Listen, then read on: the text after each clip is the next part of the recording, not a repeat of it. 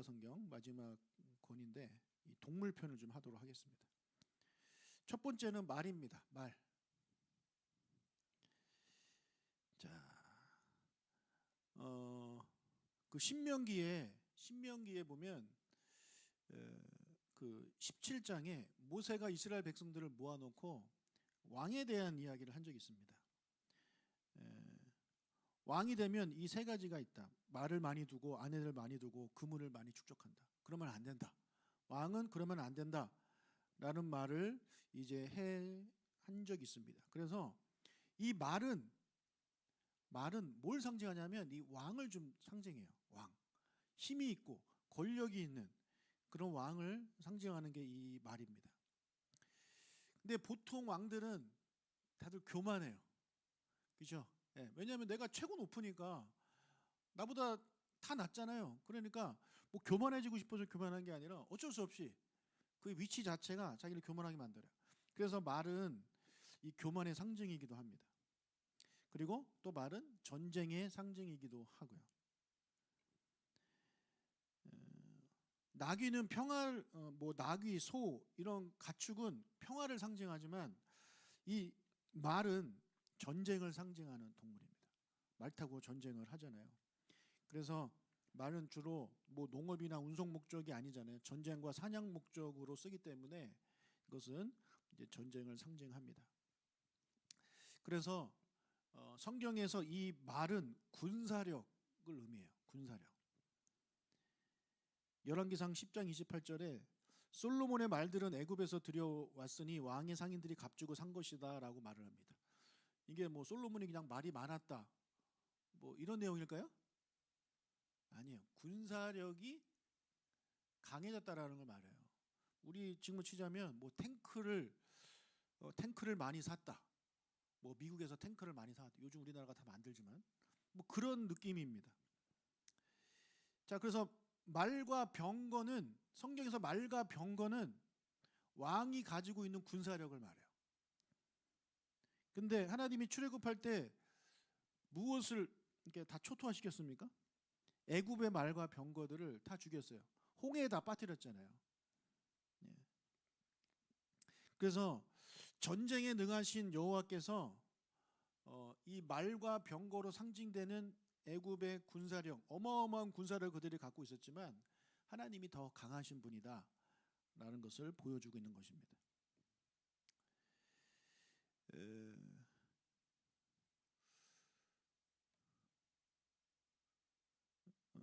그 애굽의 역사를 잠깐 제가 좀 설명을 드릴게요.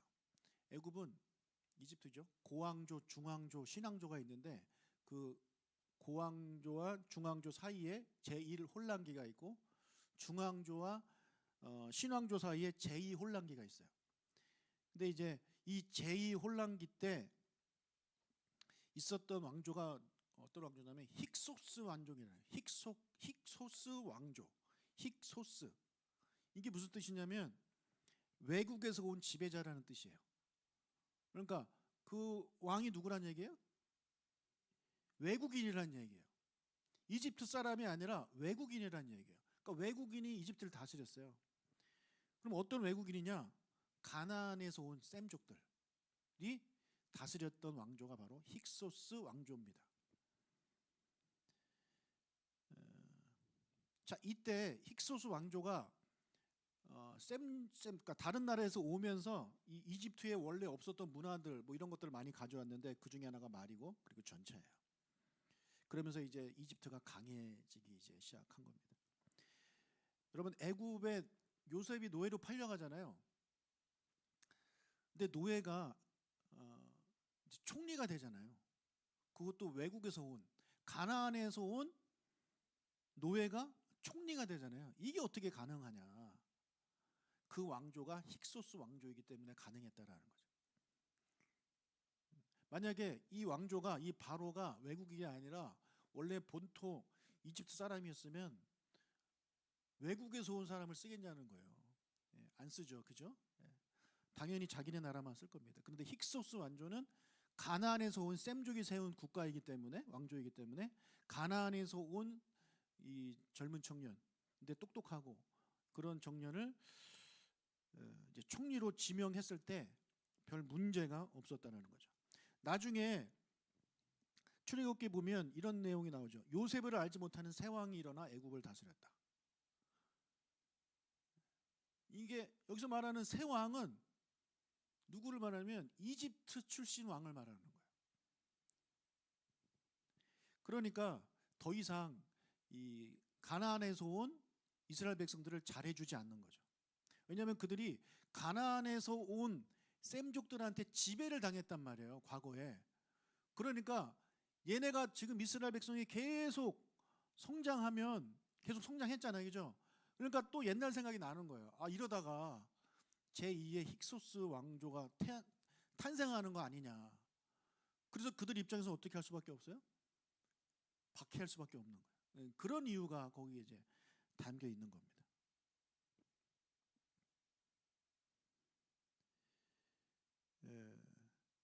그래서 이제 나중에 너무 힘드니까 하나님이 이제 그들을 출애굽시키는데, 그때가 언제냐면 아까 말씀드린 그 신왕조예요. 제2 혼란기를 지나서 이제 신왕조가 들어서는데, 애굽 사람이 다스리는 신왕조, 그때 출애굽을 하게 되는 겁니다.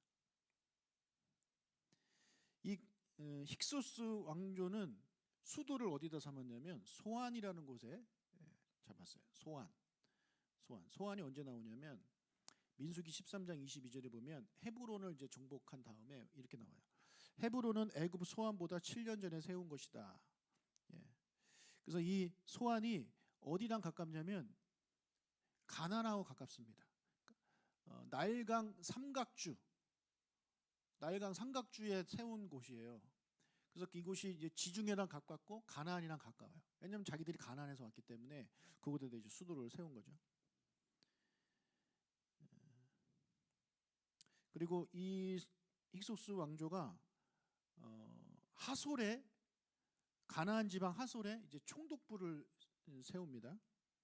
그래서 여호수아 11장 10절에 보면 하솔은 본래 그 모든 나라의 머리였다라는 표현을 쓰고 있는데, 이게 바로 힉소스 왕조가 세웠던 총독부라는 얘기입니다.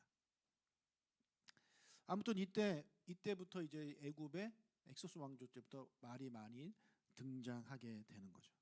그래서 그 말은 군사력을 상징합니다. 그리고 출애굽기는 그때부터 이제 쓰여진 책이기 때문에, 신왕조 때 쓰여진 책이기 때문에 이 말이 그런 의미를 이제 담고 있다라는 거죠. 자, 다윗이 암몬성을 정복할 때 그 암몬을 도우러 온 이 소바 왕 하닷 에셀을 치러 계속 북진해서 그들을 이제 격파해요. 그리고 전리품을 얻게 되는데, 전리품이 뭐냐면 수많은 말과 병거를 전리품으로 얻게 돼요. 여러분이 만약에 말과 병거를 전리품으로 얻었어요. 어떻게 하시겠습니까? 네. 그죠? 우리는 갔겠죠. 근데 다윗은 어떻게 하냐면 사무엘사 8장에 보면 병거 100대의 말만 남기고 나머지 말은 다 발의 힘줄을 끊어버립니다.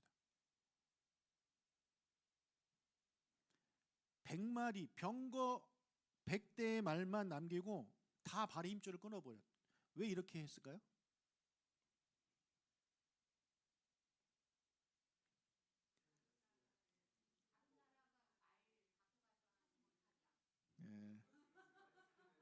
그렇죠. 하나님 말씀에 순종한 거예요. 아까 신명기에서 모세가 말했잖아요. 왕은 말을 많이 갖지 마라. 아내를 많이 두지 마라. 그리고 뭐 은과 금을 많이 두지 마라. 이 세 가지를 명령했는데, 그래서 다윗은 그 말씀에 순종한 겁니다. 그래서 다윗은 아내도 별로 많지 않죠. 아니, 2명보다 많은데 그렇게 많지는 않습니다. 아무튼 근데 솔로몬은 어때요? 솔로몬은 아버지와 정반대로 살아요. 솔로몬은 병거와 마병을 곳곳에 둡니다. 군사적 목적으로 말을 키워요. 그리고 말은 여러분 평야에서 주로 쓰겠어요? 산에서 쓰겠어요? 평야에서 말을 달리는 거예요. 그래서 저기 몽고 사람들이 말을 잘 타잖아요. 그 평야라서 그런 거예요. 산에서는 말을 타면 안 되고 말을 탈 수도 없습니다. 자, 그런데 열왕기상 10장에 보면 솔로몬이 병거와 마병을 모음에 병거가 1,400대요. 마병이 12,000명이라 병거성에도 두고 예루살렘 왕에게도 두었으며 그 외에도 무기또 하솔 겟셀에도 말을 키우고 병거성의 군사 도시로 만듭니다. 그러니까 여기저기에 말들의 그 기지를 세우는 거죠. 하나님이 하지 말라는 거잖아요, 이거는. 그죠? 왜냐하면 그렇게 하면은 군사력을 의지하게 되는 거예요. 내 군사력을. 그러니까 하나님의 백성은 하나님을 의지해야 되는데 그 말만 보고 이제 어떤 나라가 쳐들어와도 우리는 이길 수 있다, 이런 생각을 갖게 되기 때문에 그렇게 하지 말라고 하는 거죠. 그뿐만 아니라 아내도 많이 뒀잖아요. 뭐 1,000명 뒀다며. 그리고 금과 은을 많이 축적하지 말라는 이 명령도 솔로몬은 어깁니다. 그 사람이 어떻게 하냐면 방패를 금으로 만들어요. 여러분, 방패는 왜 금으로 만들어요? 금으로 만들면 안 됩니다. 예. 여러분, 금이 약하잖아요, 그죠? 금이 약해요. 그래가지고 금으로 방패 만들었다가는 다 구멍 뚫릴걸요? 그런데 솔로몬은 금과 은을 축적해가지고 큰 금방패 200개, 작은 금방패 300개를 만들어요. 이거 왜 이렇게 하는 거겠어요? 자기의 힘을 과시하는 거죠. 나 이렇게 힘 있다, 부자다.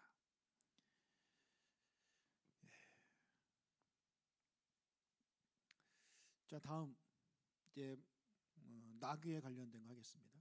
아까 말이 교만이라면 나귀는 겸손입니다. 예수님이 나귀를 타고 입성하신 이유가 뭐냐면 겸손하신 메시아의 모습을 보여주는 거죠.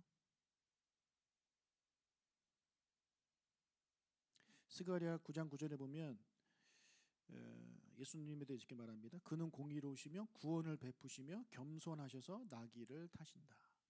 나귀의 작은 것 곧 나귀 새끼를 타신다. 자, 그리고 이사야 1장 3절에 보면 소는 그 임자를 알고 나귀는 그 주인의 구유를 알건만은 이스라엘은 알지 못하고 나의 백성은 깨닫지 못하는다. 이 구유가 등장하는데 그 나귀는요 자신의 구유 안에서만 먹이를 먹는데 그런 면에서 구유는 이 순종을 상징해요. 자, 구유하면 떠오르는 게 누굽니까? 예수님이죠, 그죠? 구유하면 떠오르는 게 이제 예수님이에요. 그런데 그 구유가 도대체 무슨 구유냐? 우리 보통 말구유라고 합니다. 말구유. 아닙니다. 말구유가 아니에요. 이 구유가 기록된 게 누가복음인데 누가복음에는 이 구유가 3번 등장해요. 2장 7절. 첫 아들을 낳아 강보로 싸서 구유에 누겼으니 2장 12절. 너희가 가서 강보에 쌓여 구유에 누여 있는 아기를 보리니 2장 16절.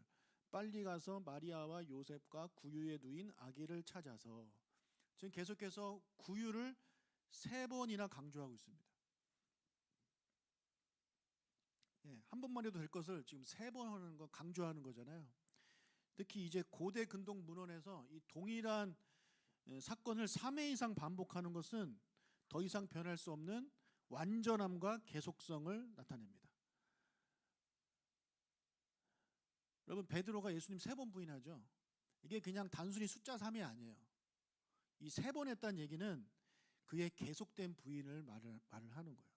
3번이 그런 의미를 가지고 있어요. 또 예수님이 베드로 또 찾아가서 내가 나를 사랑하느냐 3번 물으시고 베드로가 이제 3번 대답하고 예수님이 3번 내 양을 치라 말씀하시잖아요. 이것도 계속성을 말하는 거예요. 너 계속해서 나를 사랑하고 나의 양을 쳐라. 그래서 3번이 그런 의미를 이제 가지고 있습니다.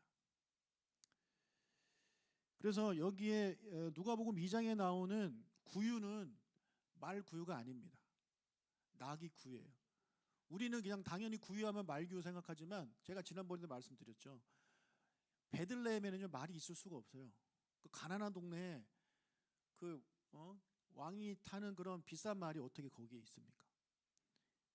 구유입니다. 그리고 나귀입니다. 그리고 나귀가 이 산에서는 나귀가 더 잘 다닌다고 합니다. 그래서 구유는 순종을 상징하고 예수님이 이제 있었던 구유는 말 구유가 아니라 나귀 구유입니다. 그래서 예수님은 처음 태어나셨을 때도 나귀와 관련이 있고 마지막에 이제 왕으로 입성하실 때도 나귀를 타고 입성하시죠. 그러니까 예수님은 처음부터 이 나귀와 관련돼서 겸손 그리고 순종 이 두 가지의 삶으로 사신 분입니다. 자, 나귀는 발목이 강해서 잘 넘어지지 않고 그리고 울퉁불퉁한 산지 오르막과 내리막길을 잘 걷습니다. 지구력 면에서도 말보다 더 강해서 강해요. 그리고 나귀가 75kg을 지고 갑니다. 혹시 기억나시나요? 제가 호멜이 어떤 거라고요? 나귀 한 마리가 지고 갈 수 있는 부피. 제가 지난번에 말씀드렸는데 이 나귀가 히브리어로 하모르인데 하모르 220리터를 나타내는 부피 단위가 호멜입니다. 그러니까 나귀가 220리터 무게로는 75kg를 지고 가는 그런 동물입니다. 그래서 주로 산지에서 이스라엘 백성들이 유다가 이제 생활을 했는데 그래서 나귀는 이스라엘 백성들한테 소와 함께 가장 친근한 동물이에요. 항상 옆에 있으면서 항상 도와주는 그런 동물입니다.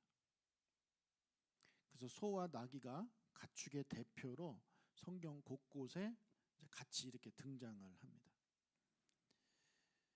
자, 다음은 노새입니다. 노새.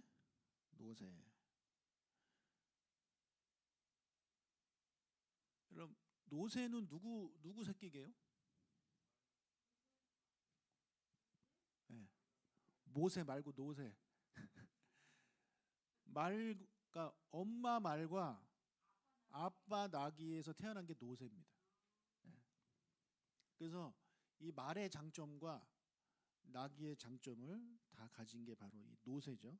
근데 이 노새가 언제 등장하냐면 다윗이 밧세바 사건 이후에 좀 어려움을 많이 겪어요. 특히 이제 자식들이 이제 서로 왕이 되겠다고 막 서로 죽이고 아버지한테 반역도 하고 그러잖아요. 밧세바의 자식 중에 한 명이 이제 솔로몬인데 이제 솔로몬을 왕으로 이제 세우려고 했는데 그의 형이 먼저 그러니까 아도니아가 먼저 왕이 되려고 막 선포를 합니다. 자, 그때 다윗이 솔로몬을 노새에 태워요. 노새에 태우고 급히 왕이 등극식을 진행합니다. 그러면 왜 말이 아니라 노새에 태웠느냐? 이 노새는 말과 함께 왕이 등극식에 자주 애용되던 동물입니다. 이스라엘의 왕국 시대는 사울부터 시작하잖아요. 그러니까 사울과 다윗이니까 얼마 안 된 약 80년이 지난 시절밖에 안 돼요. 그때 초기 왕국 시대에는 이스라엘에는 이 말보다 노새가 더 일반적이었고 가격도 노새가 더 비쌌대요. 그래서 이 초기 왕국 시대에는 노새가 왕이 타기에 걸맞은 짐승이다 이제 여겨졌습니다. 그래서 노새는 힘이 있는 동물. 그리고 아까 말씀드린 대로 말의 장점과 나귀의 장점을 다 가지고 있는 그런 동물이기 때문에 이 왕이 노새를 타고 오면서 우리 왕은 노새처럼 말의 힘을 가지고 있기도 하고 이 나귀의 어떤 다른 힘과 모두 갖고 있다라는 생각을 갖게 하기 위해서 노새를 타고 많이 이제 왕이 등극을 했다고 해요. 그러니까 그의 아버지 다윗이 솔로몬을 이 말을 태운 게 아니라 초기에 말을 태운 게 아니라 노새에 태움으로 이 왕의 내 다음 왕은 이제 솔로몬이다 이런 것을 백성들한테 보여준 것이라고 하는 거죠. 또 노새를 누가 타냐면 압살롬이 탑니다. 압살롬이 말을 타고 도망가는 게 아니라 나귀를 타고 도망가요.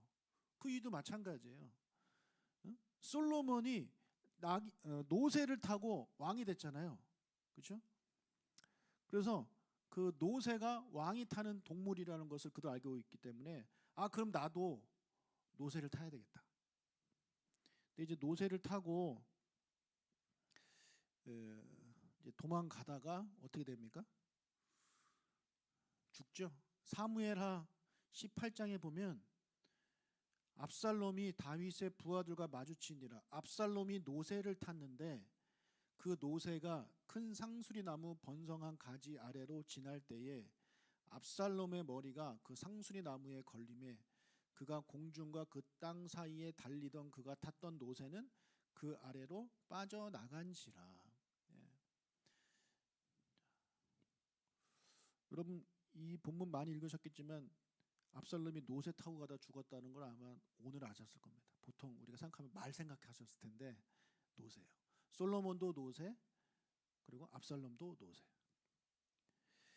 자, 그냥 우리가 이 말씀을 읽으면 압살롬이 머리가 길었는데 나무에 걸려 죽었대. 이 머리 좀 자르지. 뭐 이렇게 생각하고 좀 어이없다라고 생각할 수 있을지 모르겠지만 이 당시 이스라엘 사람들이 보기에는 이런 의미가 있는 거예요. 그가 먼저 노새를 탔다는 얘기는 뭐예요? 왕이 아닌데 노새를 탔다는 얘기는 쟤도 왕이 되고 싶어 하는구나. 그게 첫 번째고. 근데 나무에 걸리죠. 나무에 걸린 게 이게 우연이라고 보기에는 우리는 하나님이 막으셨다라고 생각해요. 그러니까 하나님은 얘가 왕이 되는 걸 원하지 않으셔서 나무에 걸리게 하셨다. 근데 나무에 걸려서 죽습니다. 여러분 성경에서 그러니까 나무에 매달려 죽는 것은 저주입니다. 저주. 신명기 21장 22절에 보면 사람이 만일 죽을 죄를 범함으로 내가 그를 죽여 나무 위에 달거든 그 시체를 나무 위에 밤새도록 두지 말고 그날에 장사하여 내 하나님 여호와께서 내게 주시는 땅을 더럽히지 말라. 나무에 달린 자는 하나님께 저주를 받았습니다. 그래서 압살롬은 쟤는 왕이 되려고 하다가 저주받은 놈이야. 그렇게 생각하는 거예요. 이스라엘 백성들은. 근데 여러분 우리 신명기 21장 23절 보면 우리 누가 또 떠오릅니까? 예수님이죠. 예수님이 그냥 다른 처형을 당한 게 아니에요. 뭐 목이 베인다든지 뭐 그런 게 아니라 십자가에 매달려 돌아가신 거는 하나님의 모든 저주를 받고 돌아가셨다는 걸 보여줘요. 그러니까 이 신명기 21장 23절에 나오는 나무에 달린 자는 바로 예수님을 또 보여주기도 합니다. 자, 다음 낙타. 자, 낙타는 언제 등장하냐면 여러 번 등장하지만 가장 우리가 좀 아는 게 이제 스바의 여왕이 등장할 때 낙타를 타고 옵니다. 낙타. 스바가 어디냐면 지금의 예멘이에요. 예멘이 어디냐면 아라비아 반도, 사우디 아라비아가 있는 그 아라비아 반도 맨 밑에에서 서쪽, 남서쪽 구석에 있는 홍해 바로 옆에 있는 곳이 바로 이 스바입니다. 여기도 동아프리카와 인도를 연결하는 지중학적 요충지예요. 그래서 그곳에서 이 스바가 중개 무역을 하면서 돈을 많이 벌었습니다. 자, 그런데 솔로몬이 왕이 되면서 이 스바 바로 옆에 있는 항구가 에시온 게벨인데 그 에시온 게벨을 이스라엘의 새로운 무역 교역 중심지요 항구로 개발하니까 스바의 상인들이 그 스바의 대상들한테 큰 위협이 되는 거예요. 그래서 지금 막 신흥 강국으로 막 떠오르고 있는 거죠, 이스라엘 백성이. 그래서 이 스바 여왕이 솔로몬을 찾아간 이유가 바로 거기에 있습니다. 너가 이렇게 똑똑하다며 좀 들어보자. 단순히 그것 때문에 간 게 아니에요. 뭘 위해서? 자기 나라의 무역을 위해서 솔로몬을 찾아가는 거예요. 찾아가서 얘기가 잘 돼야 되잖아요. 그러니까 그런 얘기도 하는 거예요. 왕이 그렇게 똑똑하시다면서요. 저에게 지혜를 주십시오. 그럼 이런 말 했을 때 왕이 싫어하겠습니까? 여러분 왕한테 당신 돈 많아요 보다 당신 지혜롭습니다. 이게 더 칭찬 아닌가요? 그래서 그런 말도 하는 거죠. 그때 스바 여왕이 낙타에다가 향품과 금은 보석을 가득 싣고 가는데 예루살렘까지가 2200km입니다. 2200km. 자, 이 거리를 가기 위해서는 말이나 낙이나 노새로는 안 됩니다. 낙타가 됩니다. 이게 낙타가. 왜냐하면 사막을 또 지나가야 되기 때문에.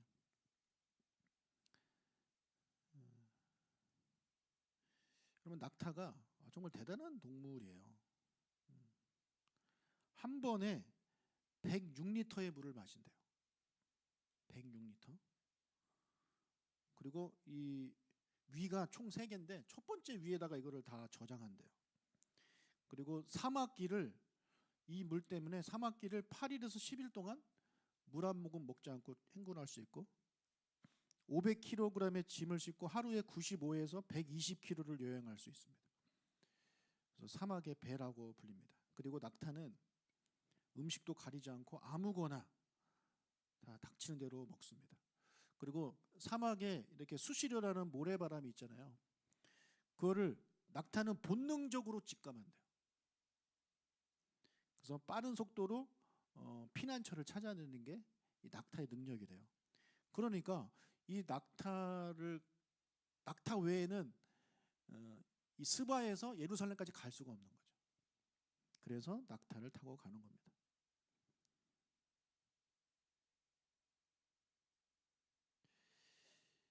자, 또 낙타하면 우리가 떠오르는 인물이 누굽니까? 세례 요한이죠. 세례 요한. 세례 요한이 입은 게 낙타 털옷이잖아요. 근데 세례 요한만 낙타 옷을 입은 게 아니라 또 누가 입었죠? 엘리야도 입습니다. 엘리야가 원조. 그리고 나중에 세례 요한이 따라한 거죠. 근데 그 두 사람만 그럼 낙타 옷을 입었냐? 아니에요. 많은 사람들이 낙타 옷을 입었어요.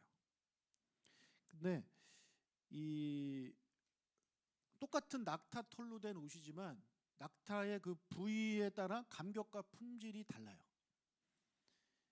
제일 좋은 낙타 털옷은 어디냐면 낙타의 배 쪽에 있는 이게 가장 좋대요. 이 가죽이 여기에 이제 털이 곱고 부드럽답니다. 그래서 왕궁의 고작 대간들이 입었습니다. 그리고 가장 싸고 가장 안 좋은 부위가 어디냐면 등. 사람이 계속 타잖아요. 그러니까 그 등이 안 좋대요. 그래서 거기가 이제 거칠고 두터워서 가격도 무척 저렴했답니다. 그래서 아마도 엘리야나 세례 요한이 입었던 옷은 그 낙타 등으로 만든 옷이었을 것입니다.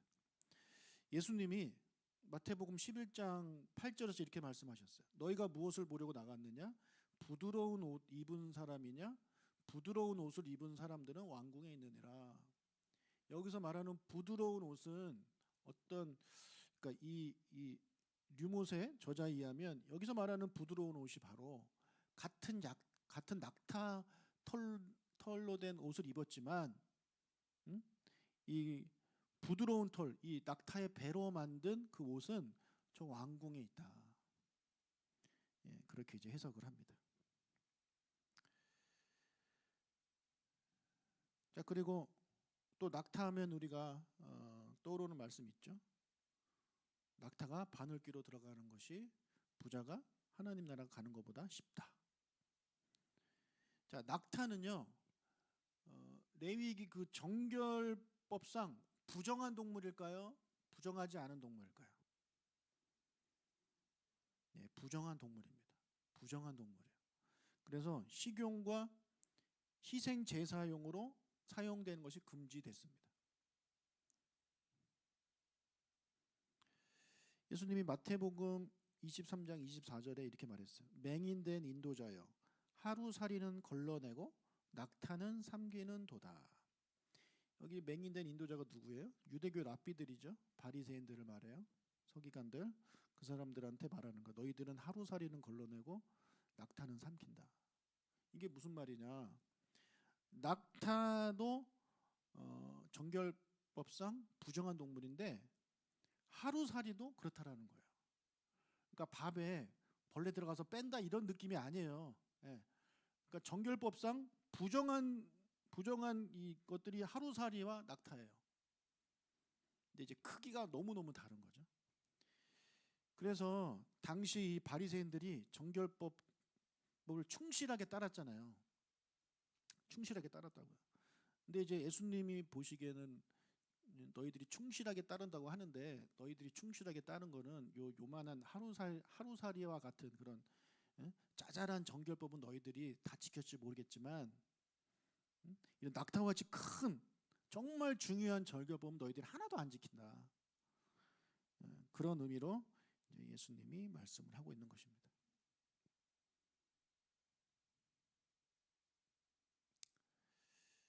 자, 그리고 개.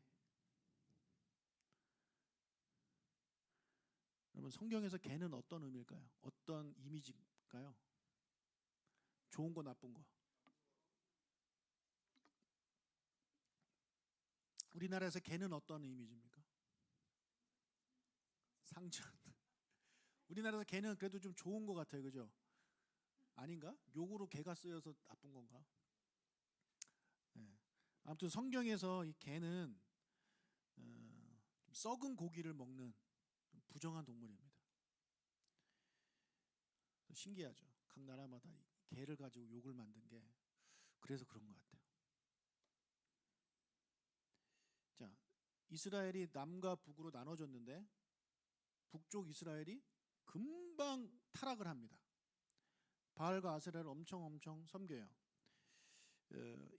북이스라엘이 그렇게 타락하게 된 데는 아합의 아내 이세벨의 역할이 컸습니다. 그래서 하나님이 이 이세벨의 악행을 묵과하지 않으시고 예후를 왕으로 세워서 아합의 집안을 모두 숙청하십니다. 그리고 이 이세벨의 시체를 그냥 성 밖에 던져버려요. 그래서 개들이 와서 이세벨을 뜯어먹게 만듭니다. 자, 성경에 나오는 개는요 크게 두 가지예요. 하나는 야생개, 또 하나는 애완용 개. 이 두 개가 나와요.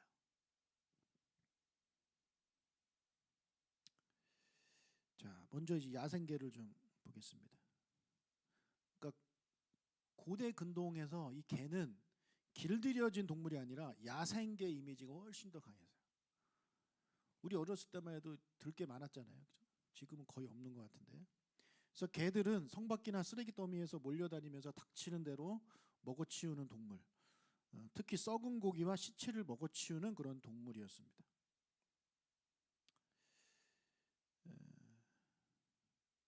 그래서 이스라엘 백성은 거룩한 백성이잖아요. 그래서 자신을 구별할 필요가 있었는데 그 중에서도 사람이든 동물이든 죽은 시체와는 절대 접촉을 금했습니다.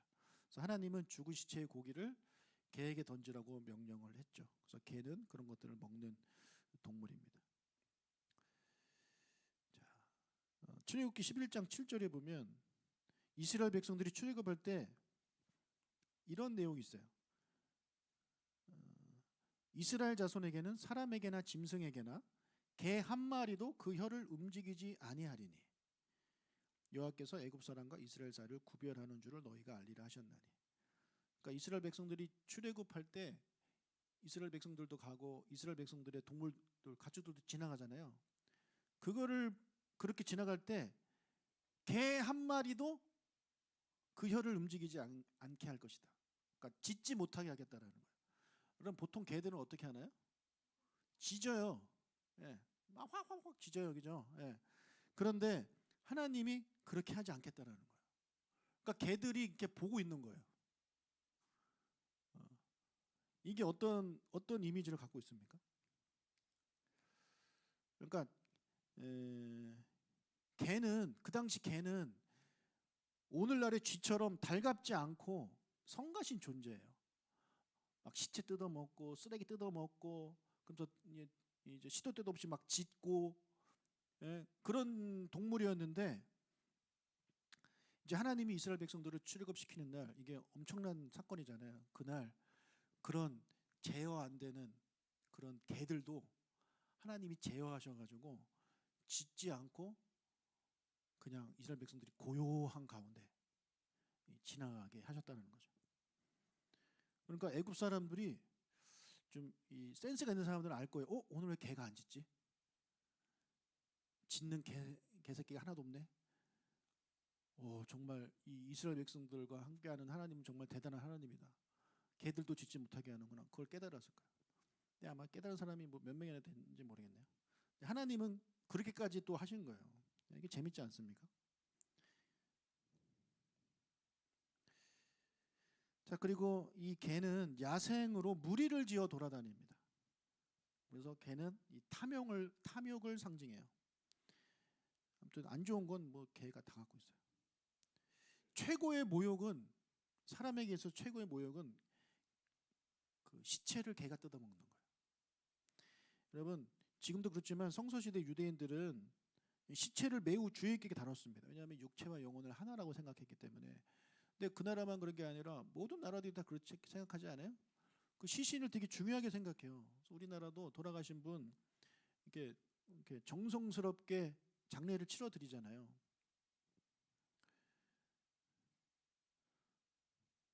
그런데 애국에서 가장 어떤 사람한테 가장 수치를 주는 게 뭐느냐? 개한테 던져주는 거, 시체를. 개 먹이로. 아시리아 문헌에도 개들이 그에 매장되지 않은 시체를 갈기갈기 찢게 하라라는 선언이 있어요. 이게 극단적인 저주예요. 묻어주지 말고 개한테 줘라. 뜯어먹게 해라. 그래서 이세벨이 그런 최고의 모욕을 당한 겁니다. 근데 여러분 제가 지난주에 말씀드린 대로 아리마대 요셉이 없었으면 예수님이 이렇게 될 뻔했어요. 정말 그 최악의 그 모욕과 수치를 당하실 뻔했습니다. 그거를 막은 게 아리마대 요셉이에요.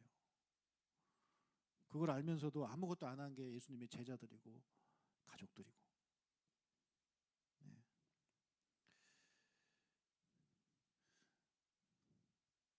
성경을 읽으면 사람들이 자기 스스로를 개라고 표현할 때가 있어요.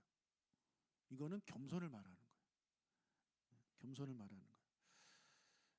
열왕기하 8장 13절에 하사엘이 이르되 당신의 개 같은 종이 무엇이기에 이런 큰 일을 행하오리이까. 이게 이제 엘리사한테 한 말인데 이 겸손을 말하는 거고. 그러니까 나한테 개 같다고 한 거는 겸손이고 남한테 개 같다고 한 거는 조롱이에요.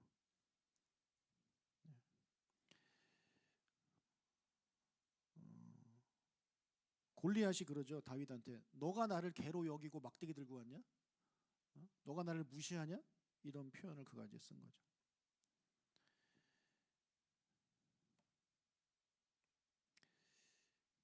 자, 또 이 개가 어떤 뭐 좋은 의미지도 있어요. 뭐냐면 용맹하다라는 의미가 있어요. 양칠 때 이 개들이 아주 용기 있게 싸웁니다. 여러분 히브리어로 개를 켈렙이라고 하는데 켈렙 어떤 이름이 딱 떠오르지 않나요? 켈렙, 갈렙 같은 이름이에요. 그러니까 한글 성경으로 갈렙 이렇게 이제 쓴 거죠. 그래서 이 갈렙은 히브리어로 칼렙이라고 하는데 개를 뜻하는 이름이에요. 그러니까 갈렙의 부모가 넌 커서 개 같은 놈이 되라 해가지고 그렇게 지어줬겠습니까? 개의 좋은 점, 용맹스러운 용기에 대해서 그 이름을 줬겠죠. 그래서 그 이름대로 갈렙이 용기 있게 용맹스럽게 살았죠.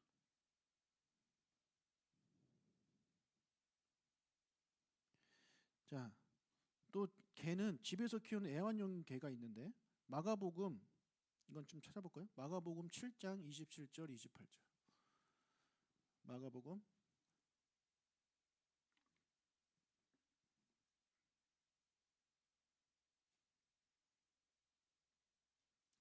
마가복음 7장 27절 28절. 시작. 예수께서 이르시되 자녀의 떡을 취하여 개들에게 던짐이 마땅치 아니하니라. 여자가 대답하여 이르되 주여 올소이다마는 상아래 개들도 아이들이 먹던 부스러기를 먹나이다. 이게 되게 유명한 말씀인데 여기서 사람들이 와 어떻게 예수님이 여자한테 이렇게 개라고 표현을 하냐 막 이렇게 생각할 수 있는데 여러분 이 여인이 유대인이 아닙니다. 그러니까 유대인한테는 개가 되게 안 좋아요. 근데 이 여인은 수로보니게 여인이에요. 수로보니게 여인이라는 얘기는 외국인이라는 얘기예요. 어? 어떤 외국인이냐?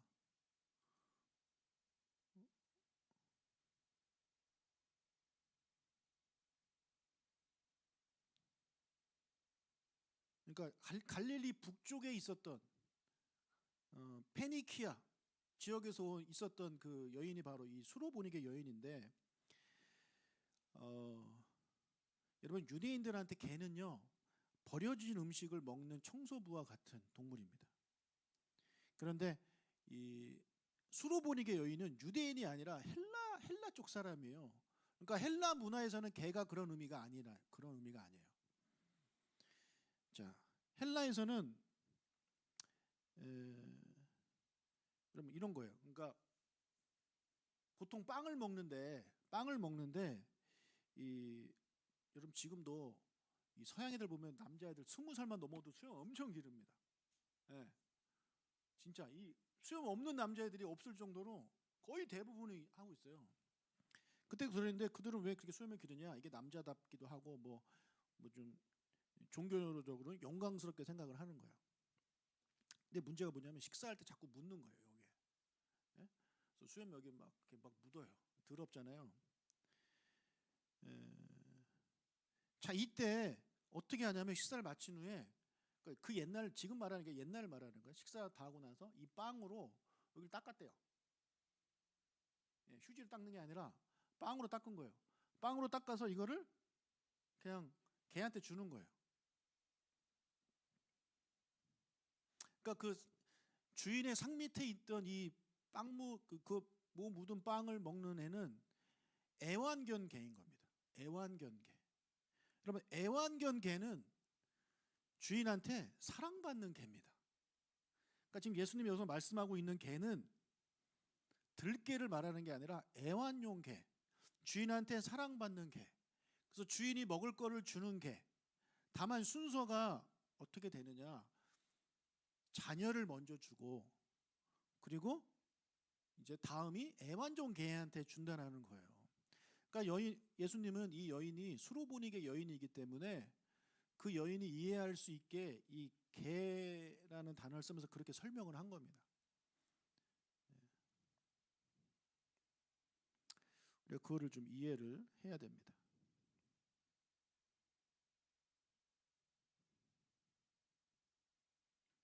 자, 그리고 이 애완종 개는 또 어디에 등장하냐면 부자와 나사로 비유에도 등장하는데 그 부자의 상에서 떨어지는 것으로 배불리려 하며 심지어 개들이 와서 그 헌대를 핥더라. 이것도 이 사람은 애완용 개라고 이제 좀 생각을 하고 있습니다.